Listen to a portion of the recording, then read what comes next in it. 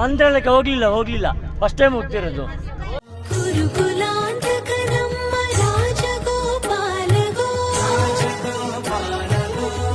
ಎಲ್ಲ ಜೋಡಿ ನಂಬರ್ 1 ಗೆದ್ದ ಇದರಲ್ಲಿ ನಾವು ಹೋಗುವಂತೇಳಿ ನನ್ನಿನ್ನ ಲೆಕ್ಕದಲ್ಲಿ ಅಂತ ಹೇಳಿದ್ರೆ ನಮ್ಗೆ ಅದೆಲ್ಲರಿಗೂ ಖುಷಿ ಆಯ್ತು. ಹೌದು, ಇವತ್ತು ಕಾಲ ಕುಡಿ ಬಂದಿದೆ, ಎಲ್ಲ ಜೊತೆಗೆ ನಾವು ಹೋಗ್ತಾ ಇದೀವಿ. ಅದು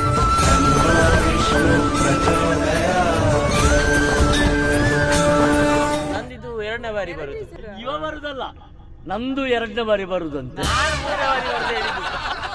ದರೋಡೆ ಆಗ್ತದೆ ಅಂತೇಳಿ ಆ ಟೈಮ್ 1999ರಲ್ಲಿ ಆ ಟೈಮಿಗೆ ನಾನು ನಿದ್ದೆ ಮಾಡದೆ ಅವ್ರು ದರೋಡೆಯವರನ್ನು ನೋಡಬೇಕು ಅಂತೇಳಿ ಕಾಯ್ತಾ ಇದ್ದೆ. ನನ್ನ ಮಗಳಿಗೆ ಮದುವೆ ಫಿಕ್ಸ್ ಆದ ಮೇಲೆ ಅವಳನ್ನು ಕೂಡ ರಾಯರು ಮಂತ್ರಾಲಯಕ್ಕೆ ಕರೆಸ್ತಾ ಇದ್ದಾರೆ. ಇದು ವಿಶೇಷ.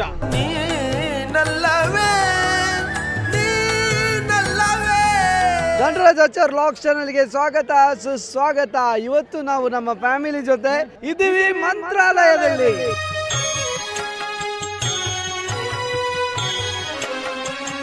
ನಂಬಿ ಕೆಟ್ಟವರಿಲ್ಲವೋ ಈ ಗುರುಗಳ, ನಂಬದೆ ಕೆಡುವರುಂಟೋ. ಹಂಪಿ ರೂಮಿಂದ ಎಲ್ಲರೂ ಹೊರಡ್ತಿದ್ದೀವಿ. ಎಲ್ಲರೂ ರೆಡಿ? ಓಕೆ, ಮಧ್ಯರಾತ್ರಿ 2 ಗಂಟೆ, ಎಲ್ಲರೂ ರೆಡಿ ಆಗ್ತಿದ್ದಾರೆ. ಇವೊಂದು ಶೋಕಿ ನೋಡಿ, ಹೆಡ್ಫೋನ್ ಹಾಕ್ಕೊಂಡು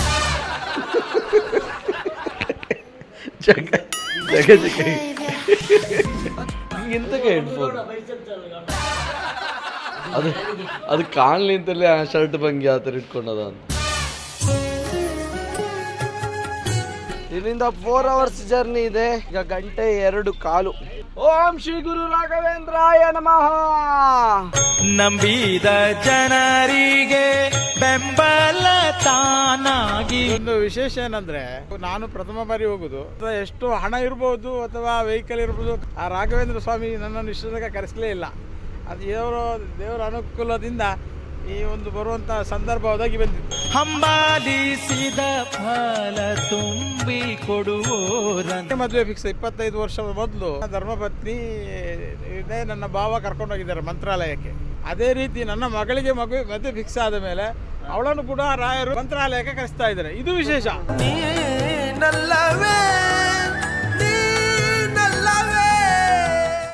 ಮಾಮ ಹೇಳಿದ್ರಲ್ಲ ಅವತ್ತಿದ್ದಕ್ಕೆ ಇವತ್ತು ಕನೆಕ್ಟ್ ಮಾಡಿ, ಅದನ್ನು ಯೋಚನೆ ಮಾಡಿದ್ರಾ? ಯೋಚನೆ ಮಾಡಲಿಲ್ಲ, ಅವರು ಹೇಳುವಾಗ ಗೊತ್ತಾಯಿತು ನನಗೆ, ಕನೆಕ್ಟ್ ಆಯಿತು. ರಾಯರ ಪವಾಡವೇ ಅಂತ ಹೇಳಬೇಕು. ಮೊನ್ನೆ ತಾನೇ ಅವರು ಗಾನಗಾಪುರಕ್ಕೆ ಹೋಗಿ ಕಾಲೆಲ್ಲ ಸ್ವಲ್ಪ ಟಯರ್ಡ್ ಆಗಿದ್ದರು. ಆದರೆ ಈ ಸಲ ಬರ್ತಾರ ಇಲ್ಲೋ ಅಂತ ಸ್ವಲ್ಪ ಅನುಮಾನ ಇತ್ತು. ಅಪ್ಪ ಹೊರಡಿದ್ರು ಅವರು. ಇದೇ ನನ್ನ ಭಾವನೆ, ಇವರೇ ಕರ್ಕೊಂಡು ಹೋಗಿದ್ರು ಕಾರಲ್ಲಿ. ಅವಾಗ ಅಂಬಾಸೆಡರ್ ಕಾರ್ ಇತ್ತು ಅವ್ರದ್ದು, 550 ಅಂತೇಳಿ ಒಂದು ಅಂಬಾಸೆಡರ್ ಕಾರ್ ಇತ್ತು. ಆ ಕಾರಲ್ಲಿ ನಾನು ಆಗ ಅವಳಿಗೆ ಹೇಳಿದ್ದೇನೆ, ನನ್ನನ್ನು ಬಿಟ್ಟು ನೀವು ಮಂತ್ರಾಲಯಕ್ಕೆ ಹೋಗಿದ್ದ ಅಂತ ಒಂದು ಮಾತು ಕೇಳಿದ್ದೆ ಆಗ. ಹೌದು, ಇದೊಂದು ಒಳ್ಳೆ ವಿಷಯ. ಹಾಗೆ ನನ್ನ ಮಗಳು ಕೂಡ ಆ ರಾಯರ ದರ್ಶನ ಮಾಡುವಂತಹ ಕಾಲ ಒದಗಿ ಬಂದಿದೆ. ಮದುವೆ ಫಿಕ್ಸ್ ಆಗೋ ಟೈಮಲ್ಲಿ ಮಂತ್ರಾಲಯಕ್ಕೆ ಹೋಗ್ತಾ ಇದ್ದಿ. ಅಮ್ಮ ಹೇಗೆ ಆಗೋ ಹೋದ್ರೋ ಹಾಗೆ ನಿನ್ನ ಜರ್ನಿ ಕೂಡ ಶುರು ಆಗ್ತದೆ. ಇದೆಲ್ಲ ರಾಯರ ಮಹಿಮೆ ಅನುಗ್ರಹ ಅಂತಾನೆ ಹೇಳ್ತಿದ್ದಾರೆ ಅಪ್ಪ. ಅದಕ್ಕೇನು ಹೇಳ್ತೀವಿ?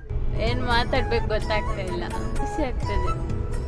ಅಪ್ಪ ಅಮ್ಮ ಇರೋಕ್ಕಿಂತ ಮುಂಚೆ ಇಷ್ಟು ಕಥೆ ಉಂಟು ಅಂತ ಗೊತ್ತಿರಲಿಲ್ಲ. ಅಪ್ಪ ಅಮ್ಮ ಈ ಕಥೆ ಹೇಳಿದ ಮೇಲೆ ಇಷ್ಟೆಲ್ಲ ಗೊತ್ತಾದ್ದು.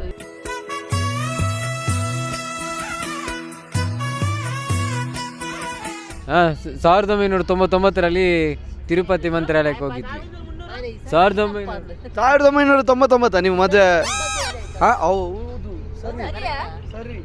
ನಂಗೆ ಗೊತ್ತು. ನಾನು ಆಗ ತಿರುಪತಿಯಿಂದ ಮಂತ್ರಾಲಯಕ್ಕೆ ಬರಬೇಕಾದ್ರೆ 500 ಕಿಲೋಮೀಟ್ರು. ಆ ಕಡಪ ಅಂತ ಒಂದು ಪ್ಲೇಸ್ ಇತ್ತು, ಅಲ್ಲಿ ಏನೋ ಕಳ್ಳರೆಲ್ಲ ಬರ್ತಾರೆ ಅಂತೇಳಿ ಅಪ್ಪ ಸೈಡಲ್ಲೆಲ್ಲ ರೋಡೆಲ್ಲ ಇಟ್ಟಿದ್ರು ಗಾಡಿಯಲ್ಲಿ. ಅವರು 12 ಗಂಟೆಗೆ ಅಲ್ಲಿ ತುಂಬ ದರೋಡೆ ಆಗ್ತದೆ ಅಂತೇಳಿ ಆ ಟೈಮ್ 1999ರಲ್ಲಿ ಆ ಟೈಮಿಗೆ ನಾನು ನಿದ್ದೆ ಮಾಡದೆ ಅವ್ರು ದರೋಡೆಯವರನ್ನು ನೋಡಬೇಕು ಅಂತೇಳಿ ಕಾಯ್ತಾ ಇದ್ದೆ 12 ಗಂಟೆ ರಾತ್ರಿ.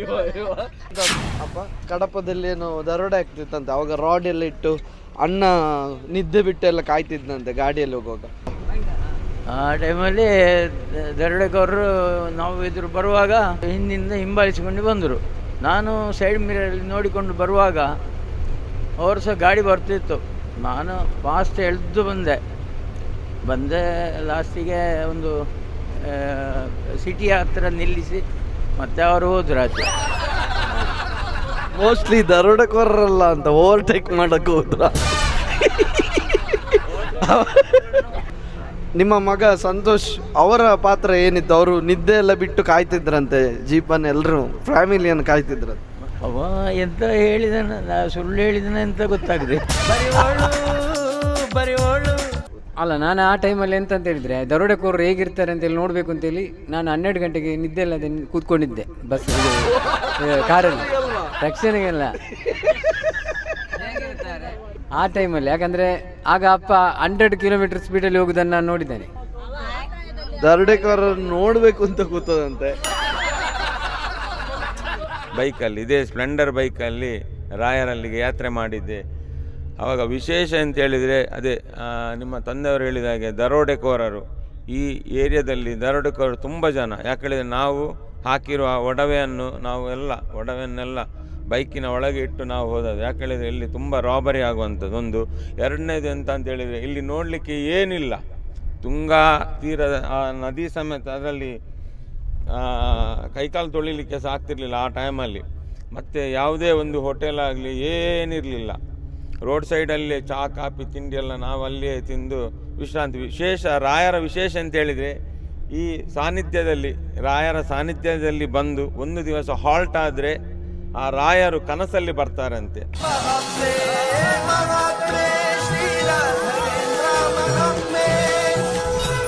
ಹಲೋ, ನಾನು ಜಗದೀಶ್ ಅಂತೇಳಿ. ಎಲ್ಲ ಗೊತ್ತುಂಟಲ್ಲ ನಿಮಗೆಲ್ಲ? ಈ ಮಂಚಪದಲ್ಲೂರ ನಾನು ಇದು ನನಗೆ ಕಾಣಿಸ್ಕೊಳ್ಳೋದು ನಾನು ಪ್ರಥಮ ವರ್ಷ ಅಂತೇಳಿ.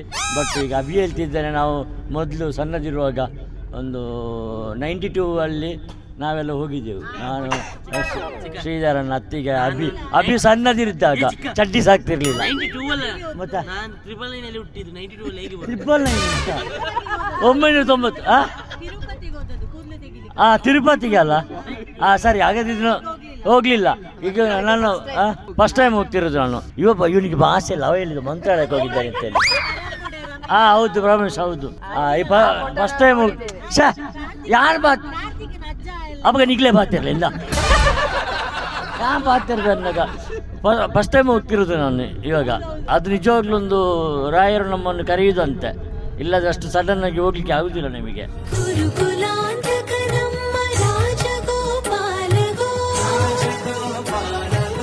ಮಂತ್ರಾಲಯಕ್ಕೆ ಹೋಗ್ಲಿಲ್ಲ ಫಸ್ಟ್ ಟೈಮ್ ಹೋಗ್ತಿರೋದು. ಒಮ್ಮೆ ಚೀಟ್ ಹಾಕಿ ಅಂತ. ಹೌದು, ತಿರುಪತಿ ಹೌದು, ತಿರುಪತಿ ಮಾಡಿರೋದು. ಅದೇ ತಿರುಪತಿ, ಇದು ಮಂತ್ರಾಲಯಕ್ಕೆ ಹೋಗ್ತದೆ ನಮ್ಗೆ ಗೊತ್ತಿಲ್ಲ. ಎಂತ ಸರಿ ಆಯ್ತಾ? ಅತ್ತೆ ವಾದ ಉಂಟ ಇಟ್ಟಿರೋಣ ಎಂತವೇ? ಈಗ ನನ್ನ ಬಡೇಜ್ ಮಾತಾಡ್ತಾಳೆ. ಹಲೋ, ನನ್ನ ಹಸ್ಬೆಂಡ್ ಹೇಳಿದಾಗೆ ಅವರು ಕೂಡ ಫಸ್ಟ್ ಟೈಮ್, ಪತಿದೇವರು ಹೇಳಿದ ಹಾಗೆ ಅವರು ಕೂಡ ಫಸ್ಟ್ ಟೈಮು, ನಾನು ಕೂಡ ಫಸ್ಟ್ ಟೈಮ್ ಗುರುರಾಯರ ದರ್ಶನವನ್ನು ಇಬ್ಬರು ಒಟ್ಟಿಗೆ ಮಾಡಿದ್ದೇವೆ ಅಂತೇಳಿ ಗುರುರಾಯರಿಗೆ ಕಳಿಸಿದ್ದಾರೆ ಅಂತ ಹೇಳಲಿಕ್ಕೆ. ಆದರೆ ನಮಗೊಂದು ಅವಕಾಶ ಒದಗಿದ್ದಕ್ಕೆ ನಾವು ಥ್ಯಾಂಕ್ಸ್ ಹೇಳ್ತೇವೆ. ಕೊನೆಗೆ ಗಳಿಗೆಯಲ್ಲಿ ದಿಢೀರ್ ನಾಳೆ ನಾಡ್ದು ಅಂತ ಆಗಿ ಕೊನೆಗೆ ಇವತ್ತೇ ರಾತ್ರಿ ಹೊರಡೋದು ಅಂತೇಳಿ ನಿನ್ನೆ ಹೇಳುವಾಗ ಸ್ವಲ್ಪ ಟೆನ್ಷನ್ ಆಯಿತು. ಸ್ವಲ್ಪ ನಾವು ಆಫೀಸಲ್ಲಿ ಅಕ್ಷರ ದಾಸೋಹ ಅಲ್ಲಿ ಅದರ ಕಚೇರಿಯಲ್ಲಿದ್ದೆ, ಟೆನ್ಷನ್ ಆಯಿತು. ಕೊನೆಗೆ ಎಲ್ಲ ಕಾಲಕ್ಕೆ ತಕ್ಕಂತೆ ನಮ್ಮನ್ನು ಖಂಡಿತ ಎಲ್ಲರೂ ಇಷ್ಟು ಜನ ಒಟ್ಟಿಗೆ ಸಿಕ್ಕಿತ್ತು. ಮತ್ತೊಂದು ನಮಗೆ ಖುಷಿಯ ವಿಷಯ ಅಂತ ಹೇಳಿದರೆ ಹೋಗುವಾಗ ಹಂಪಿ ಎಲ್ಲ ನೋಡುವ ಒಂದು ಅವಕಾಶ. ನಾವು ಮೊನ್ನೆ ಮಾತಾಡ್ಕೊಳ್ಳುವಾಗ ಹಂಪಿ ಅಲ್ಲಿಂದ ಬರುವಾಗ ನಾಡ್ದು ನೋಡುವ ಹಾಗೆಲ್ಲ ಮಾತಾಡಿಕೊಂಡದ್ದು. ಆದರೆ ಹೋಗೋ ಮೊದಲೇ ಹಂಪಿ ದರ್ಶನ ಸಹ ಆಯಿತು. ಯಾಕೆ ತಕ್ಕಂದರೆ ನಮಗೆ ಅಲ್ಲಿ ಗೈಡ್ ಒಬ್ಬರು ಸಿಕ್ಕಿದ್ದಾರೆ ಅಂತ ಹೇಳಿದರೆ ನಮ್ಮ ಎಲ್ಲ ವಿಷಯಗಳಿಗೆ, ಪ್ರಶ್ನೆಗಳಿಗೆ ಉತ್ತರ ಸಿಕ್ಕಿತ್ತು. ಎಲ್ಲ ಒಳ್ಳೆ ನಾಲೆಜ್ ಇರುವಂತಹ ವ್ಯಕ್ತಿ ಅವರು ಇದ್ದದ್ರಿಂದ ನಮಗೆ ಕೆಲವು ಪ್ರಶ್ನೆಗಳಿಗೆ ಉತ್ತರ ಸಿಕ್ಕಿತ್ತು. ಮತ್ತು ನಾವು ಇನ್ನು ಮುಂದೆಯೂ ನಮ್ಮ ಶಾಲೆಯಲ್ಲಿ ಕೂಡ ನಮ್ಮ ಮಕ್ಕಳನ್ನು ಕರ್ಕೊಂಡು ಬರ್ಬೋದು. ಅಂತಹ ಗೈಡ್ ನಮಗೆ ಸಿಗಬೇಕು, ಮಾಹಿತಿ ಸಿಗುವಂಥದ್ದು. ನಿಜವಾಗ್ಲೂ ನಾವು ನಮ್ಮ ಹಿಂದಿನ ಇತಿಹಾಸದ ಅವನ್ನು ನಾವಿಲ್ಲಿ ಚಂದ ಮಾಡಿ ನಮಗೆ ದರ್ಶನ ಆಯಿತು. ಮತ್ತು ದೇವರ ದರ್ಶನಕ್ಕಿಂತ ಸಹ ಇತಿಹಾಸದಲ್ಲಿ ಹೇಗಿತ್ತು ಅಂತ ಹೇಳುವಂಥ ನಮ್ಮ ಕೃಷ್ಣ ರಾಜ ಒಡೆಯರ್ ಅವರ ಇರ್ಬೋದು, ಅವರ ಕಾಲದಲ್ಲಿ ಹೇಗಿತ್ತು ಅಂತ ಹೇಳುವಂಥದ್ದು ಸ್ಪಷ್ಟ ಅರಿವು ಸಿಕ್ಕಿತ್ತು ನಮಗೆ. ಸಮಾಜ ಪಾಠ ಅನ್ಪೂರ್ಣ. ಧನ್ಯವಾದಗಳು ಅನು ಜಗದೀಶ್ ಅವರೇ. ಮುಂದಿನ ಹಾಡು ಅಕ್ಷತಾ ಇವರಿಂದ. ಯಾವುದೇ ಒಂದು ಹುಲ್ಲು ಕಡ್ಡಿ ಅಲ್ಗಾಡ್ಲಿಕ್ಕೂ ದೇವರ ಅನುಗ್ರಹ ಬೇಕಂತೇಳಿ ಹೇಳ್ತಾರೆ. ಸೋಮವಾರದಿಂದ ಇವರು ಮಕ್ಕಳು ಸ್ಕೂಲಿಗೆ ಹೋಗ್ಲಿಲ್ಲ, ಜ್ವರ, ಶೀತ, ಕೆಮ್ಮು. ಹಾಗೆ ಇಲ್ಲಿ ಹೋದ್ರೆ ಇನ್ನು ಏನಾಗ್ತದ ಏನೋ ಅಂತಲೇ ಅಂದ್ಕೊಂಡು ಹೆದರಿಕೊಂಡೇ ಬಂದೆ. ಪುಣ್ಯದಲ್ಲಿ ಅವರು ಆರಾಮದಲ್ಲಿ ಇದ್ದಾರೆ. ಅದೊಂದು ರಾಘವೇಂದ್ರ ಸ್ವಾಮಿಯ ಅನುಗ್ರಹ ಅಂತಲೇ ಹೇಳ್ಬೇಕಷ್ಟೇ. ಕೈ ಹಿಡಿದು ನುಡಿಸೋ ಆಲಿಸೋ. ಇಡೀ ಬಸ್ಸಲ್ಲಿ ನೀನೊಬ್ಳು ಹೀಗೆ ಸರಿ ಮಾತಾಡಿದ್ದು. ನಾನು ಫಸ್ಟ್ ಟೈಮ್ ಹೋಗೋದು ಇದು. ಅವಾಗ ಹೋಗ್ಬೇಕು ಅಂತ ಅಂದ್ಕೊಂಡಿದ್ರ? ಅಲ್ಲ, ಹೋಗ್ಬೇಕಂತ ಹೇಳ್ತಾ ಇದ್ದೆ, ಆದರೆ ಹೋಗ್ಲಿಕ್ಕೆ ಇವತ್ತು ಇದು ನನಗೆ ಇದು ಆಯಿತು. ವರ್ಷ ಮೊದಲು ಹೋಗಿದ್ದೆ ನಾನು, ನನಗೆ ಅದೆಲ್ಲ ಮರ್ತೋಗಿದೆ. ಆದರೆ ಈಗ ಫ್ಯಾಮಿಲಿ ಒಟ್ಟಿಗೆ ಹೋಗೋಕೆ ಖುಷಿಯಾಗಿದೆ. ನಾವು ಇವರು ಸಹ ಒಟ್ಟಿಗೆ, ಈಗ ಅವ್ರಿಗೆ ತುಂಬ ಆಸೆ ಇತ್ತು ಮಂತ್ರಾಲಯಕ್ಕೆ ಹೋಗ್ಬೇಕಂತ. ಹಾಗೆ ಒಟ್ಟಿಗೆ ಹೋಗಿ ಬರಲಿಕ್ಕೆ ಎಲ್ಲರೂ ಫ್ಯಾಮಿಲಿ ಒಟ್ಟಿಗೆ ಹೋಗೋದಂದರೆ ತುಂಬ ಖುಷಿ ಆಗ್ತದೆ. ಅದರ ಇಡೆಯಲ್ಲಿ ನಿನ್ನೆ ನೀನೊಂದು ಹೇಳಿದೆಯಲ್ಲ ಜೋಡಿ ನಂಬರ್ 1 ಗೆದ್ದ ಇದರಲ್ಲಿ ನಾವು ಹೋಗುವಂತೆಯಲ್ಲಿ ನಿನ್ನ ಲೆಕ್ಕದಲ್ಲಿ ಅಂತ ಹೇಳಿದ್ರೆ ನಮಗೆ ಅದೆಲ್ಲರಿಗೂ ಖುಷಿ ಆಯಿತು. ಮತ್ತು ಇನ್ನು ಸಹ ಹಾಗೆ ನಮಗೆ ಹೋಗುವ ಯೋಗ ಬರಲಿ ಅಂತೇಳಿ ನಾವು ದೇವರ ಹತ್ರ ಬೇಡುದು. ಇನ್ನು ಇದಕ್ಕೆ ಮೇಲೆ ಮೇಲೆ ಹೋಗಿ ಕೀರ್ತಿ ಅಲ್ಲಿ ನಿನ್ನ ಅಪ್ಪ ಇದು ಎಷ್ಟನೇ ಸಲ ಹೋಗಿ? ನಾನು 3ನೇ ಸಾರಿ. ಈಗ ಸದ್ಯಕ್ಕೆ ಹೋಗಲಿಲ್ಲ, ಒಂದು 10-15 ವರ್ಷ ಮೊದಲು ಹೋದದ್ದು 2 ಸಾರಿ. ಇದು 3ನೇ ಸಾರಿ. ಭುವಿಗೆ ಸ್ಪರ್ಶ ಮಾಡುತ್ತಲಿರಲು ಕಲಿಯುಗವೆಲ್ಲ ಹರ್ಷದ ಹೊನ. ನಮ್ಮ ಅನುಭವ ಹೇಳಬೇಕಂದ್ರೆ ನಾನು ಚಿಕ್ಕಂದರೆ ಹೋಗಿದ್ದೆ, ಅದು ನನಗೆ ನೆನಪಿರಲಿಲ್ಲ, ಅವಾಗ ಹೋಗಿದ್ದು. ಆಮೇಲೆ ರೀಸೆಂಟಾಗಿ 2022ರಲ್ಲಿ ಪ್ರಜ್ಞಾನ ಮತ್ತು ನಾನು ಹೋಗಿದ್ದು. ಅದು ಕೂಡ ಇವಾಗ ತಿರುಪತಿಗೆ ಹೋಗ್ಬೇಕಾದ್ರೆ ತಿರುಪತಿಯಿಂದ ನಾವು ಮಂತ್ರಾಲಯಕ್ಕೆ ಹೋಗಲೇಬೇಕು ಅಂತೇಳಿ ಅಲ್ಲಿಂದ ಸಡನ್ ಆಗಿ ಪ್ಲಾನ್ ಮಾಡಿದೆ. ಅಲ್ಲಿ ಆ ನಂತರ ನಾನು ಬಿಗ್ ಬಾಸ್ ಅಲ್ಲಿ ಇದ್ದಾಗ ಹನುಮಂತು ದೋಸ್ತನ ಜೊತೆ ಮಾತಾಡ್ಕೊಂಡಿದ್ದೆ, ಹೀಗೆ ಮಂತ್ರಾಲಯಕ್ಕೆಲ್ಲ ಹೋಗ್ಬೇಕು ಮಾರೆ ಅಂತ. ಆಗ ಒಟ್ಟಿಗೆ ಹೋಗೋಣ ಅನ್ನೋ ಥರ ಮಾತುಕತೆ ಆಗಿತ್ತು. ಇವಾಗಲೂ ಅಷ್ಟೇ, ಹನುಮಂತು ಮೊನ್ನೆ ಕಾಲ್ ಮಾಡಿದ್ದ 1 ವಾರದ ಹಿಂದೆ, ನಂಗೆ ಯಾಕೋ ತುಂಬ ಕಿರಿಕಿರಿ ಅನಿಸ್ತಿದೆ, ಯಾಕೋ ಬೇಕು ಒಟ್ಟಿಗೆ ಹೋಗೋಣ ಅನ್ನೋ ಥರ ಹೇಳಿದ್ದ. ನಾನು ಹೇಳಿದ್ದು ನಾನು ಹೋಗುವ ಅಂತ ಹೇಳಿದ್ದು, ಬಟ್ ಇವಾಗ ನಾವು ಫ್ಯಾಮಿಲಿ ಜೊತೆ ಹೋಗ್ತಿದ್ದೇವೆ, ಇನ್ನು ಅವನ ಜೊತೆನೂ ಒಂದು ಸಲ ಹೋಗ್ಬೇಕಷ್ಟೆ. ಬಟ್ ಮಂತ್ರಾಲಯಕ್ಕೆ ಹೋಗಿ ಬಂದ ಮೇಲೆ ಸಾಕಷ್ಟು ಜೀವನದಲ್ಲಿ ಚೇಂಜಸ್ ಆಗೋದಂತೂ ಹೌದು. ನಂದಿದು 2ನೇ ಬಾರಿ ಬರುದು ಮಂತ್ರಾಲಯಕ್ಕೆ, 2ನೇ ಅಲ್ಲ 3ನೇ ಬಾರಿ. ಇವ ಬರುದಲ್ಲ, ನಮ್ದು 2ನೇ ಬಾರಿ ಬರುದಂತೆ. ಅಂದ್ರೆ ತುಂಬಾ ಸಮಯ ಆಗಿ ನಾವು ಟೂರಿಗೆ ಹೋಗ್ತಿದ್ದೇವೆ, ತುಂಬಾ ಖುಷಿ. ಅದೇ ನಾವು ಅಂದ್ರೆ ಸ್ಟೇ ಅದು ಅಲ್ಲ, ಸ್ಟೇ ಆದದಕ್ಕೆ ಹಾಗೆ ಹೇಳ್ತಾರೆ. ಎಂತ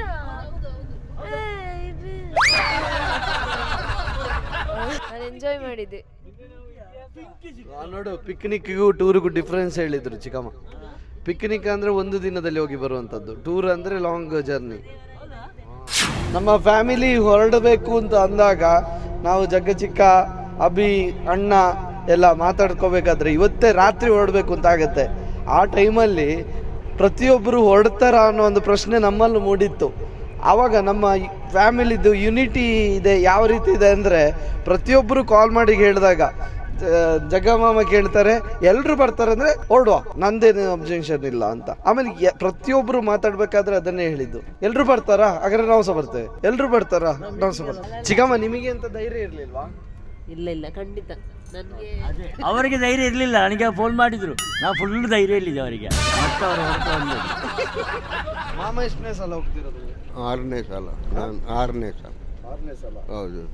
ರಾಯರ ಒಂದು ಮಹಿಮೆ ಬಗ್ಗೆ ಯಾವುದಾದ್ರು ಈಗ ನಮಗೆ ಎನಿಸಿದಾಗ ಯಾರಾದರೂ ಬರ್ತಾರೆ, ಬನ್ನು ಬಾ ಅಂತೇಳಿ. ಹಾಗೆ ಈಗ ಮೊನ್ನೆ ಹೋಗಿ ಬಂದದಲ್ಲ, ಪುನಃ ನೀವು ಕರೆದಿರಿ, ನನಗೆ ಒಂದು ಯೋಗ ಅಂತ ಹೇಳ್ಬೇಕು. 1 ತಿಂಗಳಾಗಲಿಲ್ಲ ಹೋಗಿ, ನಾನು ಈಗ ಉಪವಾಸ ದೇವರು ಕರೆದಿದ್ದಾರೆ ನಮ್ಮನ್ನು. ಇನ್ನು ಸಾಗೇನೆ ಕರೀಲಿ, ಬೇಗ ಹೋಗ್ತಾ ಬರ್ತೇವೆ. ನಾಳೆ ನೀವು ಇನ್ನೂ ಬರುವಾರದಲ್ಲಿ ಬರಲಿಕ್ಕೆ ಹೇಳಿದ್ರೆ ನಾನು ರೆಡಿ ಇದ್ದೇನೆ.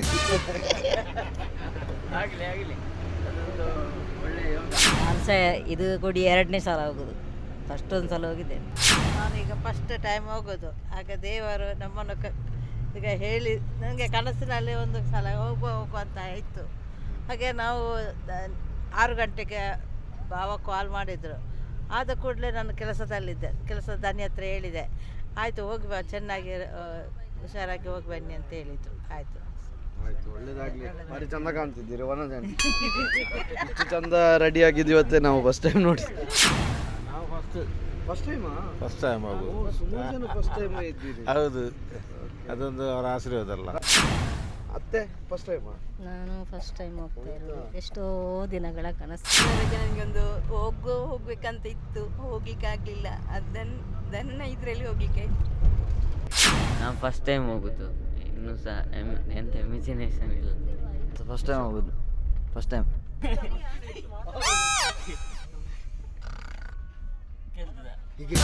ಸ್ಪೀಕರ್ ಇಟ್ಟು ಮಲಗಿದ್ದಾನೆ.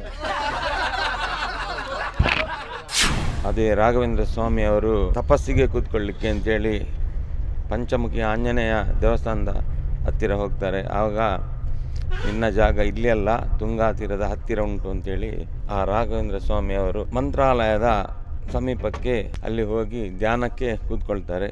ಹಾಗೆ ಆಂಜನೇಯ ಸ್ವಾಮಿಯವರು ಪವನಪುತ್ರ, ಹಾಗೆ ಅವರಿಗೆ ಬೇಕಾಗುವಂಥ ಗಾಳಿ, ಆ ಗಾಳಿಯ ವ್ಯವಸ್ಥೆಯನ್ನು ನಾನು ಮಾಡಿಕೊಡ್ತೇನೆ ಅಂತೇಳಿ ಅವರ ಜೀವಂತ ಸಮಾಧಿಯಾದ ಜಾಗವೇ ಇಂದಿನ ನಾವು ಹೋಗ್ತಾ ಇರುವಂಥ ಮಂತ್ರಾಲಯ.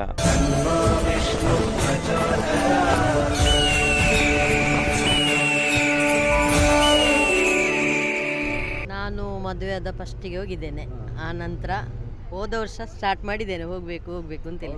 ಹಾಗೆ ನಿನ್ನದಿದ್ದರಲ್ಲಿ ನಮಗೀಗ ಹೋಗುವ ಒಂದು ಅವಕಾಶ ಸಿಕ್ಕಿದ್ದು. ನೀವು ಫಸ್ಟ್ ಟೈಮ್ ಯಾರ ಹತ್ರ ಹೋಗೋದು? ನಂದು ಸೆಕೆಂಡ್ ಟೈಮ್, ನನ್ನ ಮಗಳು ಫಸ್ಟ್ ಟೈಮ್ ಹೋಗೋದು. ಸೊ ಯಾವಾಗದಿಂದ ಒಂದು ಅಂದ್ಕೊಂಡಿದ್ವಿ, ಪ್ರಸಿದ್ಧಿ ಹುಟ್ಟಿದ ಮೇಲೆ ಹೋಗ್ಬೇಕು ಅಂತ. ಅದಕ್ಕೆ ಫ್ಯಾಮಿಲಿ ಜೊತೆ ಹೋಗೋದು? ಹೌದು, ಇವತ್ತು ಕಾಲ ಕೂಡಿ ಬಂದಿದೆ, ಎಲ್ಲ ಜೊತೆಗೆ ನಾವು ಹೋಗ್ತಾ ಇದ್ದೀವಿ. ಅದು